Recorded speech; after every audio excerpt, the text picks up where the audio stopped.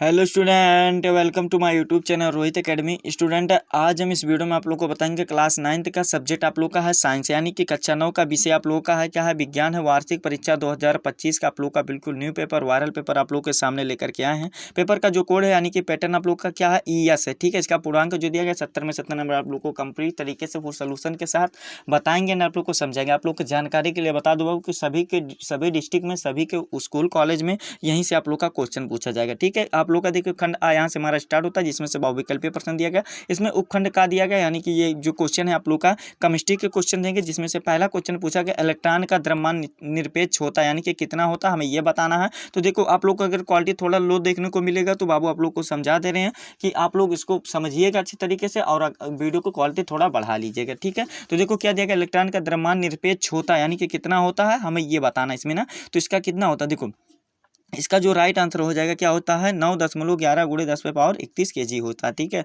हमारा बी वाला option right हो जाएगा इसका, यानी कि बा वाला। फिर अगला क्वेश्चन देगा सोडियम परमाणु संख्या कितना होता है, इसका 11 होता है। परमाणु भार 23 होता है। कि नाभिक में न्यूट्रॉन होते हैं, यानी कि कितने न्यूट्रॉन होते हैं, हमें ये बताना। तो दूसरा का जो सही आंसर हो जाएगा 12 हमारा सही हो जाएगा, बी वाला ऑप्शन हमारा इसका राइट हो जाएगा। फिर अगला क्वेश्चन देगा मैग्नीशियम का आयन होता है, यानी कि मैग्नीशियम का आयन क्या होता है, हमें ये बताना है। तो तीसरा का जो राइट आंसर हो जाएगा Mg+2 होता है, यानी कि हमारा कौन सा, ये डी वाला ऑप्शन राइट हो जाएगा। फिर अगला क्वेश्चन दिएगा सीसा का प्रतीक है, यानी कि सीसा का प्रतीक क्या होता है, Pb होता है। क्या होता है, Pb होता है, यानी कि लेड होता है। ठीक है, सा वाला ऑप्शन हमारा इसका भी राइट हो जाएगा। फिर अगला क्वेश्चन पांचवा दिया गया अमोनिया कार्बोनेट का सही अणुसूत्र होता है, यानी कि अणुसूत्र क्या होता है, हमें यह बताना। तो 5 का राइट आंसर क्या हो जाएगा, देखो NH4 होता है और फिर 2 होता है, फिर उसके बाद CO5 होता है, यानी कि सा वाला ऑप्शन हमारा इसका राइट हो जाएगा। फिर अगला क्वेश्चन देगा निम्न में से तत्व नहीं, यानी कि कौन सा तत्व नहीं, हमें ये बताना। कागज जो होता है यही तत्व नहीं होता, जो कि सा वाला ऑप्शन हमारा इसका राइट है। फिर अगला क्वेश्चन दिया गया कि 473 डिग्री सेंटीग्रेड पर तापक्रम बराबर है, यानी कि किसके बराबर है, हमें यह बताना।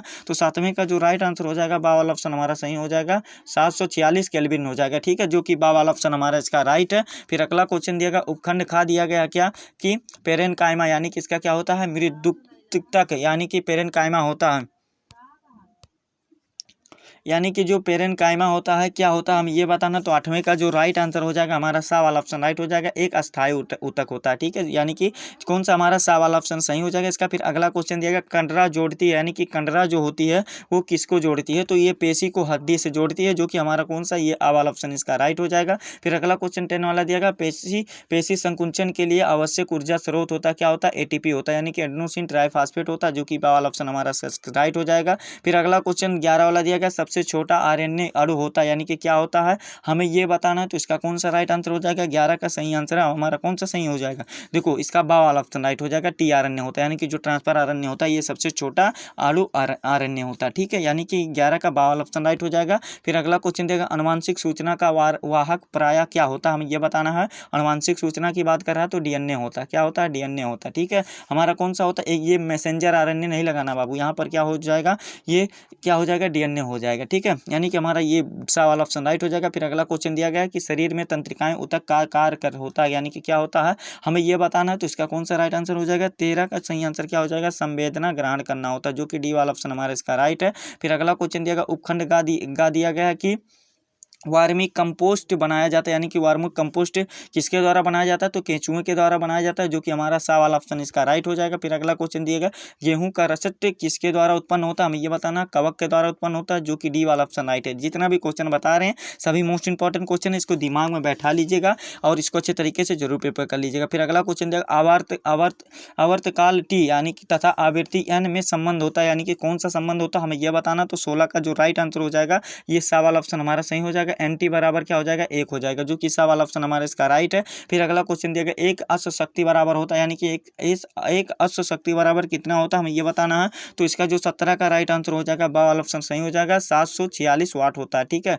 बी वाला ऑप्शन हमारा इसका राइट हो जाएगा। फिर अगला क्वेश्चन दिया गया दो पिंडों के द्रव्यमान M3 तथा M2 है तथा उनके बीच की दूरी क्या है, D है, तो उनके बीच का आकर्षण बल होगा, यानी कि क्या होगा, तो इसका क्या हो जाएगा, GM1 हो जाएगा और GM2 अपान क्या हो जाएगा, D² हो जाएगा, जो कि बा वाला ऑप्शन हमारा इसका सही हो जाएगा। ठीक है, फिर अगला क्वेश्चन 19 वाला दिया गया है कि बल F द्रव्यमान M तथा त्वरण A में संबंध होता है, यानी कि इसमें कौन सा संबंध होता है हमें ये बताना। तो इसका कौन सा 19 का राइट आंसर क्या हो जाएगा, सा वाला ऑप्शन सही हो जाएगा, F बराबर M में होता है। ठीक है, यानी कि हमारा कौन सा ये सा वाला ऑप्शन राइट हो जाएगा। फिर अगला क्वेश्चन 20 वाला यानी कि 20 वाला क्वेश्चन दिया गया, गुरुत्वाकर्षण नियतांक G का मान है, यानी कि G का मान क्या होता है हमें ये बताना है। तो विश्व में हर जगह समान होता है, यानी कि क्या होता है, इक्वल होता है। ठीक है, जो कि हमारा कौन सा राइट आंसर हो जाएगा, ये बा वाला ऑप्शन राइट हो जाएगा। ठीक है, इस प्रकार से आप लोग को अभी से MCQ दिया गया था, जो कि आप लोग को संपूर्ण हल के साथ यानी कि फुल सोल्यूशन के साथ आप लोग को अच्छे तरीके से बता दिए एंड आप लोग को समझा दिए। ठीक है, आशा करते हैं आप लोग को यहाँ तक अच्छे तरीके से समझ में आया होगा। आगे भी आप लोग को समझा दे रहे हैं, आप लोग को बता दे रहे हैं, आप लोग इसको अच्छे तरीके से रूप कर लीजिएगा। खंड बा यहाँ से हमारा स्टार्ट होता है, जिसमें से वर्णनात्मक प्रश्न दिया गया, इसमें वो उपखंड का दिया गया, यानी कि ये केमिस्ट्री के भाग से क्वेश्चन दिया गया, केमिस्ट्री के पार्ट से है। इसमें क्या दिया गया क्वेश्चन की लघुत्तरीय प्रश्न दिया गया, जिसमें पहला क्वेश्चन पूछा गया इलेक्ट्रॉन की खोज किसने की थी। ठीक है, तथा इलेक्ट्रॉन की खोज किस प्रयोग द्वारा हुआ था। तो इलेक्ट्रॉन की खोज कौन किए थे, जे थॉमसन किए थे। कौन किए थे, जे थॉमसन किए थे। और किस प्रयोग द्वारा हुआ था, तो कैथोड किरणों के प्रयोग के द्वारा हुआ था। तो आप लोग का 4 नंबर का क्वेश्चन, तो उसमें थोड़ा बड़ा लिखना है बाबू, आप लोग को इसको अच्छे तरीके से तैयार कर लीजिएगा। ठीक है, आप लोग को ऐसे बेसिक बता दिए हैं, आप लोग को देखिए क्वेश्चन को बता दे रहे हैं, आप लोग इसको जरूर प्रिपेयर कर लीजिएगा रफली कॉपी में या कोई भी कॉपी में नोट करके। फिर अगला क्वेश्चन दिएगा, उस ताप पर वायु में गर्म करने के में से चूने के पत्थर क्या दिया गया, CaCO3 दिया गया है, का भार कम हो जाता है और फिर परंतु लोहे का भार बढ़ जाता है। ये तथ्य द्रव्यमान के संरक्षक नियम की पुष्टि किस प्रकार करते हैं हमें ये बताना। तो ये वाला भी अच्छे तरीके से बाबू आप लोग तैयार कर लीजिएगा। 4 नंबर का क्वेश्चन है, ये इसको तैयार कर लीजिएगा। फिर अगला क्वेश्चन देगा, भौतिक परिवर्तन तथा रासायनिक परिवर्तन में विभेद कीजिए, यानी कि क्या करना, अंतर बताना है, डिफरेंट बताना है। भौतिक परिवर्तन यानी कि जो क्या होता है फिजिकल आप लोग का चेंजेस होता है, और क्या होता है रासायनिक चेंजेस होता है, यानी कि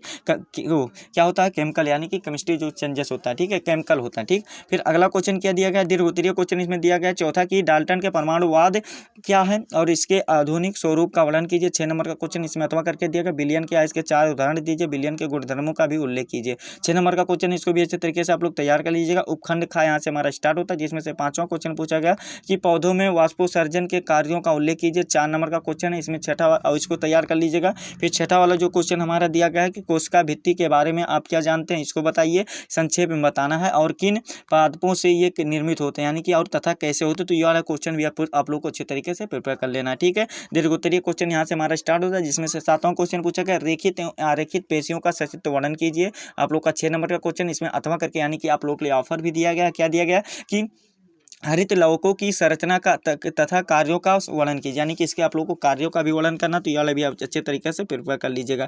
फिर उपखंड गा यहाँ से हमारा स्टार्ट होता है, जिसमें से लघुत्तरीय क्वेश्चन क्या दिया गया, 8वां दिया गया कि मनुष्य की मौलिक आवश्यकताएं क्या हैं और हमारे प्राकृतिक संसाधनों में ह्रास क्यों हो रहा है ये बताइए। 4 नंबर का क्वेश्चन है, इसको भी अच्छे तरीके से आप लोग तैयार कर लीजिएगा। फिर 9वां क्वेश्चन दिया गया, पृथ्वी के चारों ओर घूमते हुए किसी उपग्रह के गुरुत्व बल द्वारा कितना कार्य किया जाएगा ये बताना। 4 नंबर का, इसको भी अच्छे तरीके से आप लोग तैयार कर लीजिएगा।